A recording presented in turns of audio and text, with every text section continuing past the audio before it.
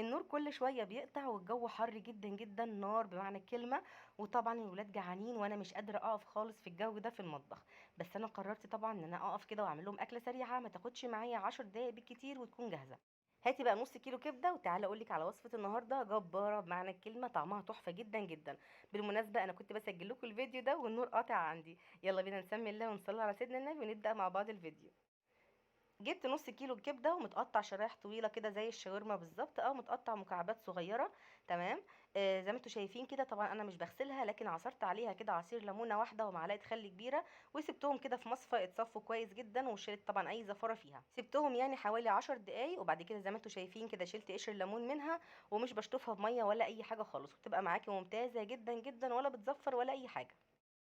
هنتبلها بقى الاول كده. عندي بقى معلقه كبيره من الثوم المفروم، وعندي معلقه كمان من الكمون المطحون والكزبره الناشفه، ونص معلقه صغيره من الفلفل الاسمر، وربع معلقه صغيره من الشطه، مش هكتر عشان عندي مش بيحبوها قوي يعني سبايسي. وكمان عندي الملح. ونزلت عليها بعصير ليمونه كبيره ومعلقتين كبار من الخل، وهنقلبهم كويس جدا. وهي دي التوابل بتاعتنا كلها، مش بنحط اكتر من كده على الكبده. وطبعا قلبناهم كويس جدا، ويفضل بقى نسيبهم ساعه او اتنين او حسب الوقت المتاح عندك. طيب برضو النهارده معرفناش يا شيف هنعمل ايه، هنعمل يعني كبده اسكندراني؟ لا يا جماعه، مش هنعمل كبده اسكندراني، احنا هنعمل شاورما كبده.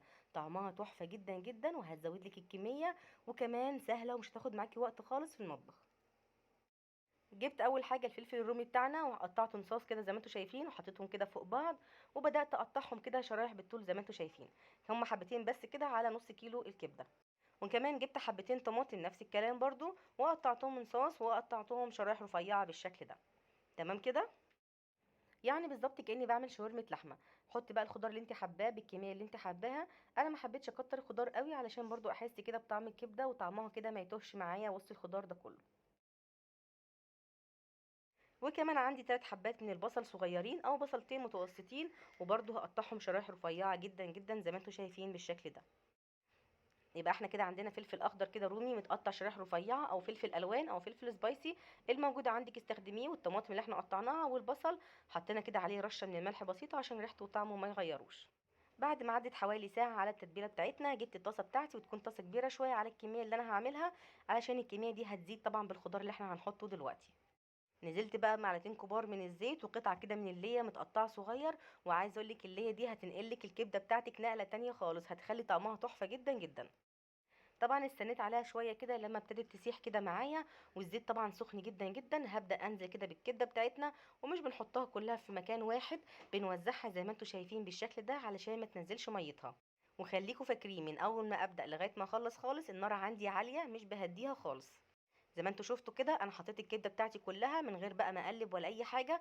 هسيبها على نار عاليه زي ما اتفقنا لمده دقيقتين، مش هاجي جنبها خالص لغايه ما تاخد كده سوا او لونها يغير، بنقلبها على الناحيه التانية، وبرده بنسيبها دقيقتين كمان علشان اتاكد ان هي اخدت الصدمه وكمان لونها غير كده ودخلت شويه كده في السوا.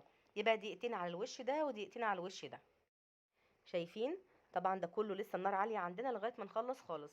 بعد ما قلبناها كده تقليبه حلوه، هننزل بقى عليها بالبصل اللي احنا قطعناه وعليه رشه الملح، ونقلبهم مع بعض شويه. وهصبر بس كده على البصله تدبل معايا حاجه بسيطه، مش قوي يعني تقريبا كده دقيقتين مش اكتر.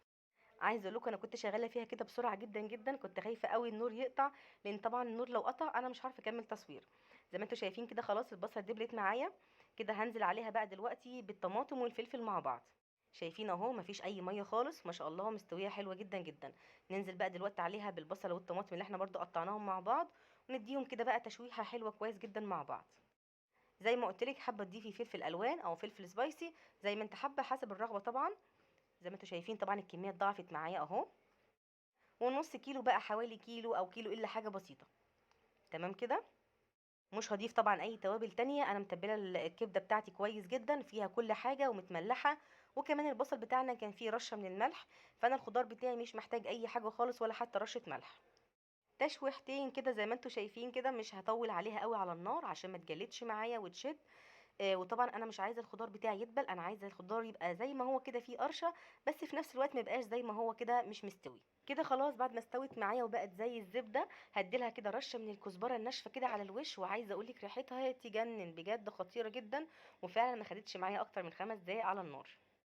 ودي خطوة اختياري، بس من فضلك من فضلك ما تستغنيش عنها. جبت لها فحمة كده صغيرة وولعتها وطفيتها بمعلقة من الزيت. عايزة اقول لكم يا جماعة بيكون ريحتها رهيبة بجد يا جماعة، لازم تحط الفحمة. هي من غير الفحمة مش هتسوى حاجة. وفي الاخر كده زينتها برشة بقدونس. وطبعا ما ينفعش نحط البقدونس كده على النار ولا كمان مع الفحمة علشان ما يغمقش معانا ويسود. حضرت كمان سلطة طحينة بس تكون خفيفة شوية علشان السندوتشات. هنجيب بقى العيش البلدي او العيش التورتيلا او عيش الفينو، اي عيش بقى انت حابة تستخدميه او تحشيه، كله متاح عندك. الشاورما يا جماعة دي بتليق على كل حاجة عشان هي كمان كبدة مش لحمة، فبتليق معاكي على العيش البلدي، العيش الشامي، العيش الفينو، العيش الكايزر، اي حاجة تبقى شغالة معاكي. جبت العيش البلدي الطازه بتاعنا الجميل ده وفتحته نصين زي ما انتم شايفين كده، بدخله في بعضه بالشكل ده علشان يكون محمل كده معايا وما يتفتحش معايا كده بسهوله وانا بحشيه. حط بقى كميه الشاورما او الكبده اللي انت حباها وعليها بقى كده معلقتين الطحينه بتاعتك، وبالف هنا وشفا، وبجد طعمها حلو جدا جدا، لازم تجربوها. وفعلا مش هتاخد معاكي وقت خالص في المطبخ. لو كملت بقى الفيديو للاخر وصلت معايا لغايه هنا ولسه النور ما قطعش عندك، انزلي بسرعه بقى حطي لايك الفيديو وكومنت حلو منك، واستنوني بقى فيديو جديد. اشوفكم على خير، مع السلامه.